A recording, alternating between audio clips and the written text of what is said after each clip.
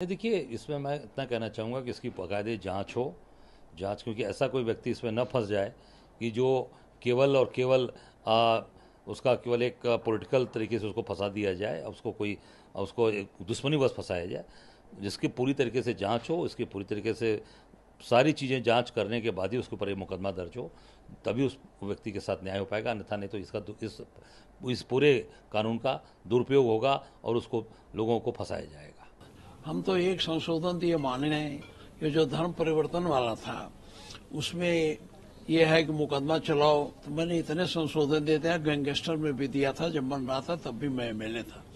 मैंने उसमें ये दिया कि भाई जो मुकदमा छूट जाए, जिसको आप चलाना चाहते हैं, जेल भेजना चाहते हैं, तो उसमें प्राविधान कर दो कि जो आदमी मुकदमा चलाएगा चार्जशीट, उसको जो है 1 साल की सजा हो जाएगी मुकदमा चला के। तो हमको समझाने लगे 82 में है, ये है, वो है, यही सब जाओ। धर्मांतरण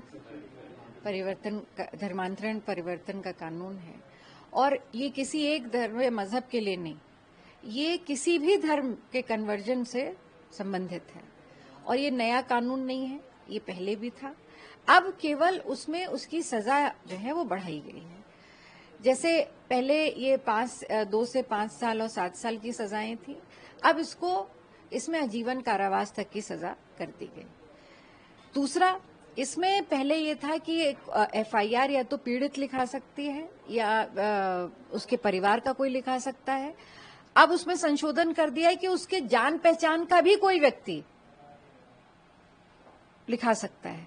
तो कहीं ना कहीं आपने इसको एक बहुत ओपन एंड छोड़ दिया, लूज एंड छोड़ दिया है। कोई भी व्यक्ति जिसके मान लीजिए किसी से भी अपना व्यक्तिगत कोई दुश्मनी है, कोई बात है, तो वो भी लिखा सकता है किसी को भी। पुलिस के आपने इतना राइट दे दिया है कि वो एफआईआर लिखे और लिखने के बाद बिना नोटिस के, क्योंकि 10 साल से ज्यादा की सजा है, तो उसमें पुलिस को कोई परमिशन लेने की आवश्यकता नहीं कोर्ट से। उसको अरेस्ट करके वो सीधे जेल भेज देगी। तो ये तो पुलिस स्टेट को आप प्रमोट कर रहे हैं। और तीसरा, आपने उसमें यह भी प्रावधान कर दिया है कि जो पीड़ित है, जो आरोपी है, अगर वो कोर्ट में प्रस्तुत होता है बेल के लिए, तो उसको बेल बिना गवर्नमेंट काउंसिल को सुने नहीं दी जाए। तो आपने हर तरफ से एक इस तरह का एक कस दिया है।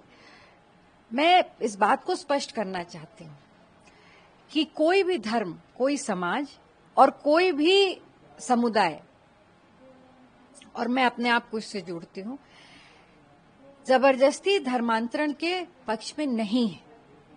हम भी चाहते हैं कि इस तरह की घटनाओं पर रोक लगनी चाहिए। पर मैं संविधान की अगर बात करूं, जो बाबा साहब भीमराव अम्बेडकर का बनाया संविधान है, कि आप आरोपी को तो सजा दीजिए, पर किसी निर्दोष को अगर एक को भी आपने सजा दे दी तो हमारे संविधान का वो अपमान है।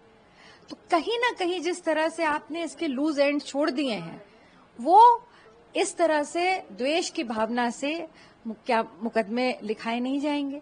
पुलिस के हाथ में आपने इतना अधिकार दे दिया है। जांच कौन करेगा इसके बाद? वो भी पुलिस करेगी।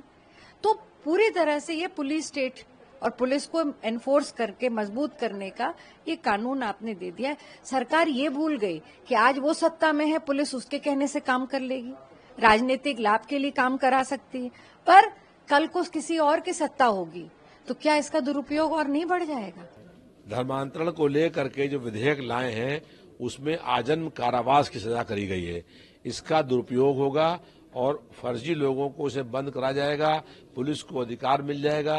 पुलिस इस कानून के तहत वसूली करने का काम करेगी और फर्जी लोगों को बंद करने का डर दिखा करके वसूली करने का काम करेगी। ये अध्यादेश जो लाया गया है ये पूर्ण रूप से अनुचित है और इसकी कोई आवश्यकता नहीं थी।